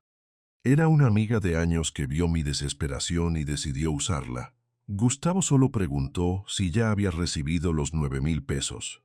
Le dije que sí, que los acepté porque la renta, la luz y el internet no me dejaban margen para tener un orgullo limpio. Me preguntó si pensaba devolverlos. Le respondí la verdad, que quería, pero todavía no podía, porque ese dinero ya había tapado el hueco más urgente de mi vida. No me juzgó, tampoco me absolvió. Y esa diferencia importó. Nos despedimos sin promesas. Afuera el aire frío me pegó en la cara y caminé varias cuadras antes de pedir un coche, como si necesitara que algo doliera de una forma simple. Jimena me escribió antes de que yo llegara a la Condesa. Mensajes, una nota de voz, otro texto. Quería saber cómo había reaccionado Gustavo, si se había ofendido, si al final resultaba distinto o igual que todos. Leí todo en la pantalla mientras el elevador subía con su zumbido viejo. Y por primera vez no sentí culpa por ignorarla. Sentí claridad. Entré al departamento. Dejé las llaves sobre la mesa coja y miré las manchas de humedad de la pared. Pensé en todas las veces que me había conformado con menos de lo que merecía, no solo en dinero, en trato, en amistades. Jimena había estado en años importantes, sí, pero la historia compartida no vuelve inocente una traición. Le marqué. Contestó rápido, casi alegre, como si esperara chisme y no un límite. Apenas escuché su voz entendí algo que antes no quise mirar. Seguía hablando de todo como contenido. Me preguntó si Gustavo se había puesto intenso, si el millonario había salido igual de superficial que los demás. Millonario. Lo dijo demasiado fácil. Se lo pregunté directo. Hubo un silencio breve. Después dijo que había oído el apellido, que le sonaba, que quizás sospechaba que Gustavo tenía dinero, pero que eso no cambiaba nada. Que justo por eso el experimento era más interesante. Más útil para ella, pensé. Le dije que dejara de llamarlo experimento. Que había sido manipulación. Yo acepté, sí, y no me estaba quitando responsabilidad, pero ella me buscó sabiendo cómo estaba yo, sabiendo lo de los avisos del casero, los meses sin trabajo, el hambre convertida en urgencia. Del otro lado soltó ese resoplido que tantas veces confundí con franqueza y dijo que yo estaba dramatizando, que nadie me obligó, que al final hasta me había ido bien porque Gustavo seguía en mi vida. Eso terminó de romper algo en mí. Le respondí despacio, para no gritar, que una amiga no pone precio a la humillación de otra y luego le pide agradecimiento. Que una amiga no convierte tu hambre en metodología. Colgué con las manos temblando y me quedé viendo la pantalla apagada, como si todavía pudiera devolverme otra versión de esa llamada. Una donde Jimena dijera perdón de verdad, pero no. El departamento seguía oliendo a humedad, la cafetera vieja seguía sobre la barra y yo seguía ahí en calcetines, con la renta encima y la vergüenza ardiéndome en el pecho. Esa noche casi no dormí. Cada vez que cerraba los ojos volvía al momento en que le conté a Gustavo toda la verdad y veía su silencio otra vez, no cruel pero sí serio. Yo había esperado lo lógico, enojo, distancia, una despedida correcta y final. Un hombre como él, con dinero, apellido y un mundo entero para elegir, tenía razones de sobra para pensar que mi historia era demasiado enredada, demasiado triste, demasiado incómoda. Por eso, cuando mi teléfono vibró a la mañana siguiente, me dolió el estómago antes de ver su nombre. Era él. No había reclamo, solo un mensaje breve sobrio, preguntándome si había dormido algo y si estaba bien para hablar más tarde. Lo leí varias veces. Lo que más me desarmó no fue que me escribiera, sino que me dejara espacio. No me exigía respuesta, no me perdonaba desde arriba, solo estaba ahí. Tardé casi una hora en contestar. Le dije que había dormido poco, que entendía si prefería tomar distancia, que no esperaba nada. Pensé que ahí terminaría. En cambio, respondió que no quería decidir desde la herida del primer impacto, que lo ocurrido le importaba porque yo le importaba y que una cosa no borraba la otra. Me quedé inmóvil frente a la mesa coja del comedor. Yo llevaba meses viviendo en modo pérdida. Él acababa de abrir una posibilidad distinta, mirar un error sin convertirlo en sentencia, y aún así no se precipitó. No apareció en mi puerta, no me ofreció dinero, no intentó resolverme la vida para ganarse el derecho de quedarse. Me propuso vernos en un café tranquilo, cerca de donde yo estaba, a la hora que me quedara mejor. Incluso añadió que, si yo prefería no verlo todavía, lo entendería. Ese cuidado me conmovió más que cualquier gesto espectacular. No me estaba rescatando, me estaba respetando. Acepté verlo esa tarde. Fui con ropa sencilla, pero esta vez elegida por mí, no como disfraz de derrota. Cuando llegué, él ya estaba ahí. Se levantó, me saludó con la misma calma de siempre y no intentó tocarme más de lo necesario. Me preguntó si quería café o algo de comer. Yo dije que café, por costumbre y por orgullo, y él, sin exhibirme, pidió también algo para compartir por si después me daba hambre. Lo dijo como si fuera lo más normal del mundo. Eso también cuenta. Hablamos largo. No para borrar lo que pasó, sino para ponerlo en su sitio. Gustavo me dijo que sí se había sentido usado cuando supo la verdad, y agradecí que no fingiera lo contrario. Luego añadió algo que me aflojó el pecho. Desde la primera noche había visto en mí un cansancio real, una incomodidad real, algo que no encajaba con una mujer frívola jugando a provocar reacciones. No justificaba mi decisión, pero tampoco me reducía a ella. Yo miré la taza entre mis manos, el borde tibio, la espuma ya bajando y sentí ese alivio que casi duele. Porque por fin alguien estaba separando mis circunstancias de mi valor, no absolviéndome, no romantizando mi hambre, solo distinguiendo. Después hizo algo todavía más raro en un hombre con poder. Me preguntó qué necesitaba de verdad, sin asumir que la respuesta era dinero. Le dije la verdad, que necesitaba trabajo, orden, tiempo para ponerme al corriente. Que lo que más me asustaba no era solo deber renta y servicios, sino haber empezado a sentir que cualquier cosa era negociable si el saldo bajaba lo suficiente. Gustavo escuchó sin interrumpirme.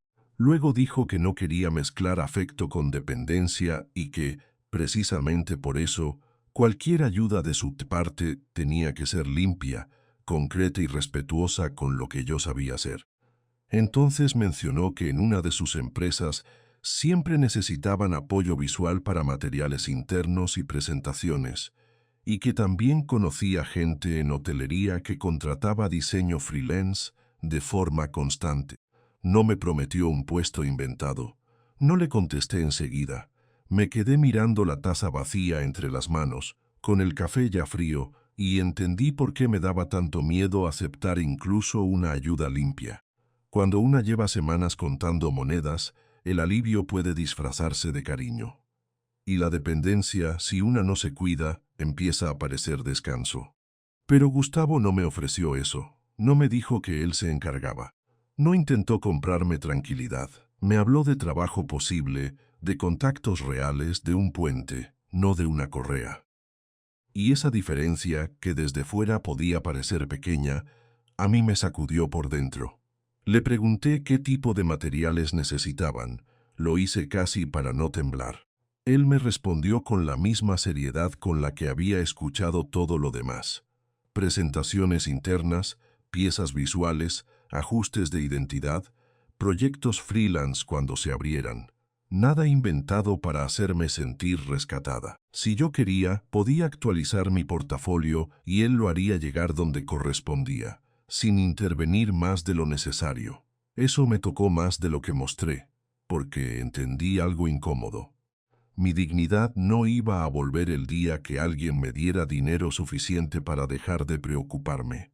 Iba a volver el día que yo pudiera aceptar una mano sin sentir que me estaban cobrando el alma después. El día que aprendiera a distinguir entre apoyo y posesión, y también el día que dejara de castigarme por haber aceptado aquellos 9,000 pesos. No para justificarlo, para no quedarme a vivir dentro de ese error. Esa noche, cuando volví a mi departamento en la Condesa, lo vi distinto. Seguía oliendo a humedad. La mesa seguía coja. La ventana seguía dejando entrar el ruido de la calle. Nada había cambiado afuera. Yo sí. Dejé las llaves junto a las facturas, abrí la laptop y me enfrenté a mi portafolio, que llevaba meses mirando con desprecio. Corregí textos, acomodé imágenes, borré lo flojo y rescaté lo que todavía hablaba bien de mí. Trabajé hasta tarde, no por pánico, por decisión. A la mañana siguiente llamé a mi mamá. Llevaba semanas escondiéndome detrás de mentiras suaves, que iban saliendo cosas, que estaba cansada pero bien, que la ciudad estaba difícil para todos. Cuando escuché su voz desde Guadalajara, sentí el nudo de siempre. Esta vez no me lo tragué. Le dije la verdad, o la parte de la verdad que ya podía decir sin romperme. Que había estado muy apretada, que me daba vergüenza contárselo, que me había sentido perdida, y que tal vez por fin se estaba abriendo una oportunidad de trabajo. Mi mamá guardó silencio unos segundos. Luego dijo algo que me desarmó. No le decepcionaba tener una hija en problemas. Le habría dolido más tener una hija sola por orgullo. Lloré sentada en la orilla de la cama, mirando la pared descarapelada. No porque todo se hubiera resuelto. La renta seguía pendiente, los pagos también, pero ya no estaba sosteniendo el peso a escondidas. Después abrí el closet. Ahí estaba el vestido negro. Lo toqué con cuidado, como si perteneciera a otra versión de mí. Saqué también los aretes de plata de mi papá, los que no usé aquella noche en que decidí humillarme por dinero. Me los dejé en la palma un momento y me miré al espejo, no para ver si me veía bonita. Primero necesité comprobar si todavía podía reconocerme sin crueldad. Y sí, ahí estaba yo, más cansada, más golpeada, pero también más despierta. Entendí que no quería que Gustavo me quisiera desde la lástima. Y entendí algo todavía más difícil. Yo tampoco quería seguir mirándome desde la lástima. Cuando él me escribió para pedirme el portafolio ese mismo día, no tardé horas en responder. Le dije que sí. Le agradecí, claro, pero sin empequeñecerme. Adjunté el archivo, releí el mensaje 3 veces y borré una frase donde casi me disculpaba por existir. Al final mandé algo simple, profesional, mío. Desde afuera quizá no parecía gran cosa. Una llamada a mi madre, un portafolio actualizado, un vestido tocado con respeto, un mensaje enviado sin mendigar. Pero para mí era el principio de algo mucho más grande. Lo que vino después fue más silencioso, pero para mí pesó muchísimo. Gustavo no intentó meterme a su mundo como quien presume algo caro. Me fue abriendo la puerta despacio. Primero me invitó a cenar otra vez, no al rooftop donde todo había empezado, sino a un restaurante elegante y discreto, de luz cálida y voces bajas. Esa noche no llevé los pants grises ni la sudadera beige. Tampoco fui disfrazada. Me puse el vestido negro que había dejado olvidado en el closet, me delineé apenas los ojos y me colgué los aretes de plata de mi papá. No para impresionarlo, para volver a reconocerme. Aún así, al entrar sentí el mismo nudo en el estómago. Las copas brillaban, la gente se movía con esa soltura que siempre me había intimidado, y yo seguía esperando que una sola mirada decidiera que me había equivocado de puerta. Pero Gustavo se levantó en cuanto me vio, sonrió sin exageración y me sostuvo la mirada como si yo no fuera una sorpresa ni una concesión, sino exactamente la mujer a la que había querido volver a ver. Y eso me acomodó el aire en el pecho. No fue el vestido, fue eso. Durante la cena habló conmigo igual que la primera vez, solo que ahora yo ya no estaba escondida detrás de la vergüenza. Recordó el proyecto que le había mencionado, el nombre de una clienta que me debía respuesta, hasta que mi mamá vivía en Guadalajara. Escuchaba de verdad.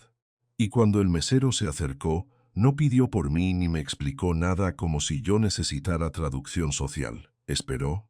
Me dejó elegir. Parece poco, lo sé, pero después de tanto tiempo sintiéndome pequeña, que un hombre me tratara como una adulta completa también era ternura. Luego vino algo que me movió todavía más. Gustavo me invitó a acompañarlo a uno de sus hoteles por una razón concreta. Había visto mi portafolio actualizado y me dijo que necesitaban revisar algunas piezas visuales internas que si yo quería podía darle una opinión profesional. Me dejó claro que no era un favor sentimental. Solo si te interesa, me dijo, y solo si te sientes cómoda. Yo acepté con esa mezcla rara de orgullo y miedo que ya empezaba a conocerme. El lobby olía a flores frescas y a madera limpia. Todo brillaba sin verse ostentoso. Había gente entrando y saliendo con esa seguridad que antes me hacía encogerme, y yo me preparé para caminar medio paso detrás de él, como quien acompaña. Pero Gustavo no me dejó ocupar ese lugar. Cuando una mujer del equipo se acercó a saludarlo, él me presentó por mi nombre y añadió, con toda naturalidad, que yo era diseñadora gráfica. No dijo una amiga a la que estoy ayudando, no dijo alguien que me acompaña. Dijo lo que yo era, Y eso me golpeó por dentro. De los buenos golpes.